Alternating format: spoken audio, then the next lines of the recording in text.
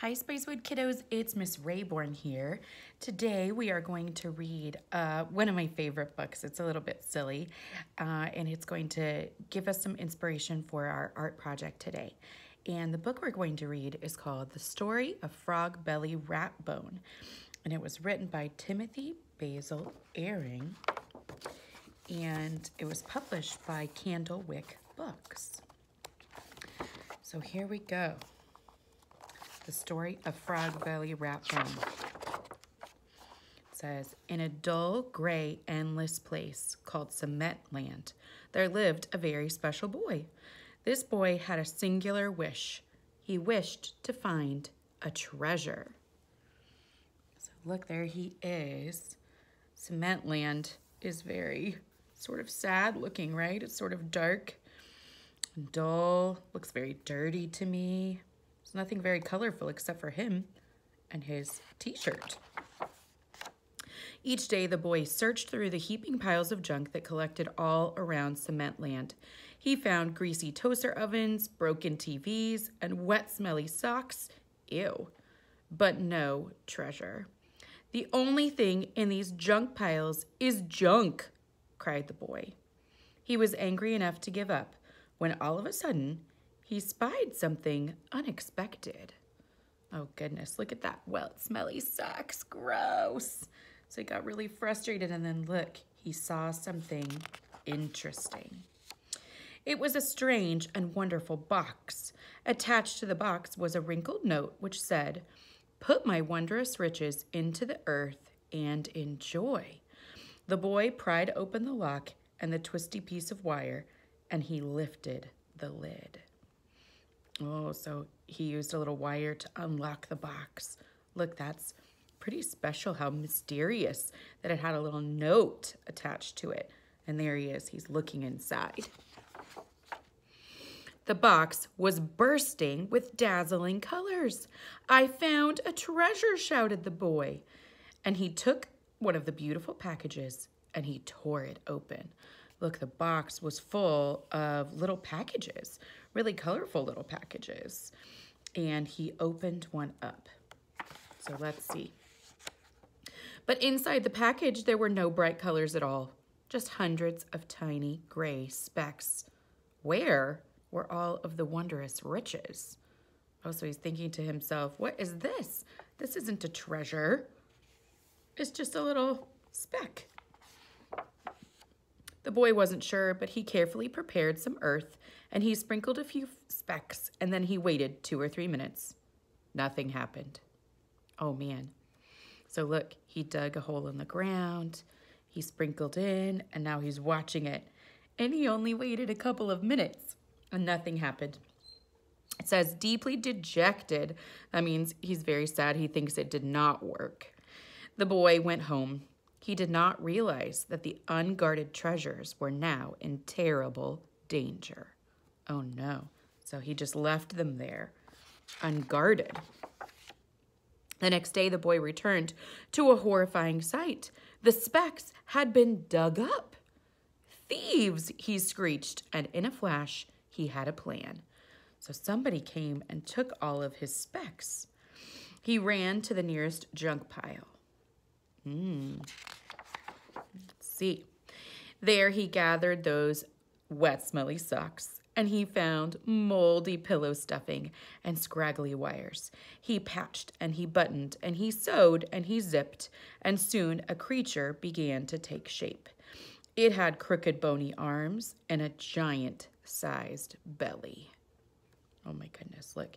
He's taking all the things from the piles, all the recyclables and trash, and he's making something. "You'll be finished in just a second," said the boy to his creature. "All you need now is a crown." Oh, goodness. So his belly, look, there's the wet, smelly socks. And here he is off making a crown, I think. "Stand tall, Frog Belly Ratbone," shouted the boy, waving his hands like a wizard.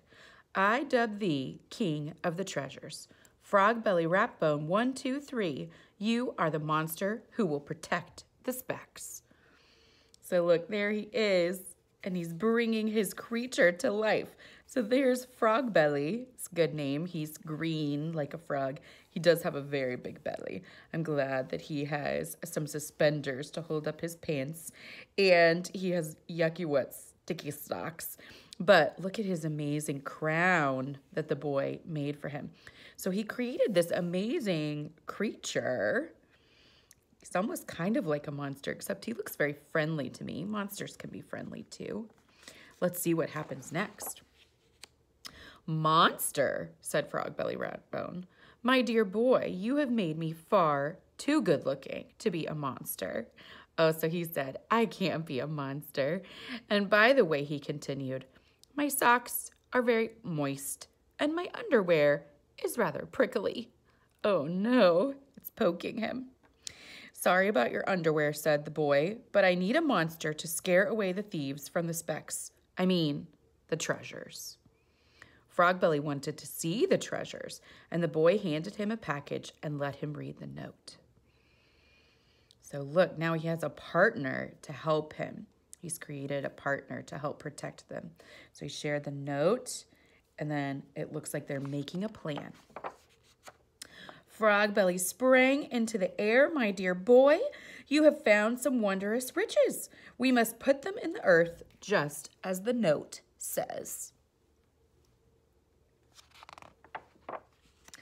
"But I already did that," said the boy, "and nothing happened." "Well, we'll do it again," said Frog Belly Ratbone. "Frog Belly Ratbone, 1, 2, 3, you must be patient, and then you will see." And so Frog Belly and the boy started digging holes. They also filled jars and cans and boxes with earth and dirt, and they sprinkled the specks into each one. Look, they're working together. They sprinkled the specks all around Cement Land, and when the sun began to set, it was time for the boy to go home. "Watch out for the thieves," he warned. He shook Frog Belly's hand, and then he scurried off. So Frog Belly has to protect all of this hard work they've done while the boy goes home, probably for some dinner and bedtime. Frog Belly stood all alone in the spooky shadows. The sky grew darker and darker. "Those thieves will surely be back tonight," he thought. Just then, he heard footsteps. Someone was trying to move very carefully, stepping quietly on crinkled cans and squishy newspapers. Frog Belly waited, not making a sound. Look, there he is. Oh my gosh. Now, look, when I saw this the very first time, there's all these little sparkly white stars, and they caught my attention. And then when I looked a little bit closer, I realized, look, 1, 2, 3 sets of eyes are down here watching Frog Belly Ratbone. Uh-oh.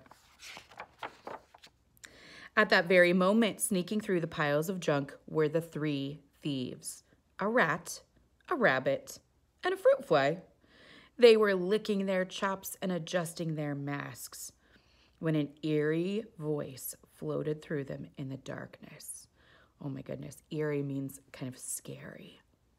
So the voice said, "Frog Belly Ratbone, 1, 2, 3. The specks in the earth are protected by me. You must be patient, and then you will see." Oh my goodness, look at them. They were so excited to go, and now look, they all look very nervous. "See what?" the thieves asked each other. They were shaking in their tracks. But just then, they did see a giant scary monster with long bony arms and wet smelly socks. Ah! They ran for their lives. Look, there he is. Look, he's making himself really big. He's holding his arms up. He's coming towards them. He's probably kind of stinky too because of his socks. So look, the fruit fly is flying away. The rat is running away. The bunny is running away so fast that his ears are blowing back. They are getting out of there. He did a good job of scaring them off. The next morning, the boy was happy to discover that Frog Belly had saved the treasures. "What do we do now?" he asked. "Now," said Frog Belly, "we must give the treasures lots of water." So the boy filled a watering can and went to work.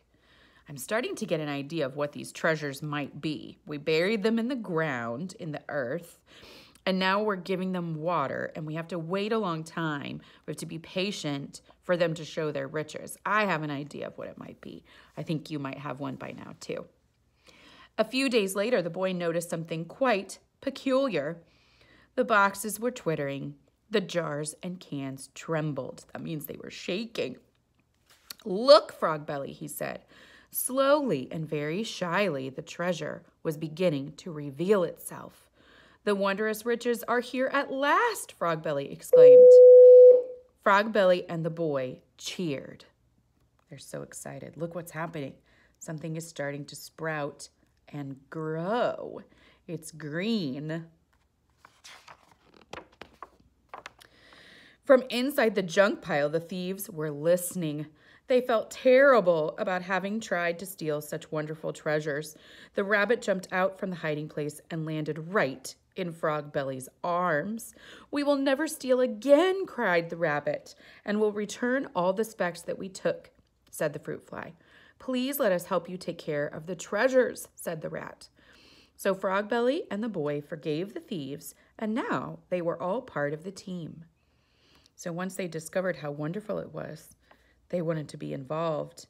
And I'm so glad that they were so forgiving. And here's the boy, and now they're all one big team, and they're going to work together. As they watered the treasures to help them grow bigger, they sang together, "Frogbelly, Ratbone, 1, 2, 3. We must be patient, and then we will see." Soon one flower appeared, and then 3, and then 100. "Cementland is filled with colors now," shouted the boy. That is quite a treasure. Look, here they all are helping to take care. They're a big team now. I love how everything has gotten so beautiful and colorful. Just when it seemed that nothing better could happen, the fruit fly discovered a bright red strawberry. Oh my goodness, there aren't just flowers, there's also fruits. "And here is a zucchini," cried the rat. Oh, Miss Rayborn loves zucchinis. "Go ahead, rabbit," urged Frogbelly. "Pick the biggest carrot top you can find and pull with all of your might." Oh my goodness, there were even carrots. Look at this. This carrot looks like it's bigger than the bunny. That night, the 5 friends prepared a special feast, a feast fit for a king. 3 cheers for Frogbelly Ratbone, 1, 2, 3. Because thanks to Frogbelly, we were patient and we did see. So thank goodness they listened to his advice about being patient, because now they have all these beautiful plants and flowers which are filling Cementland with colors, but also, I agree, these are wondrous riches because they're beautiful, and also there's food in there to help feed them and nourish them and their community. The end. There they all are, together like a team in their beautiful new environment that they helped create together. So, thanks for listening to the story of Frogbelly Ratbone with me. Go ahead and go over to the next slide where we'll talk about what we're going to make today inspired by this awesome book. Bye for now.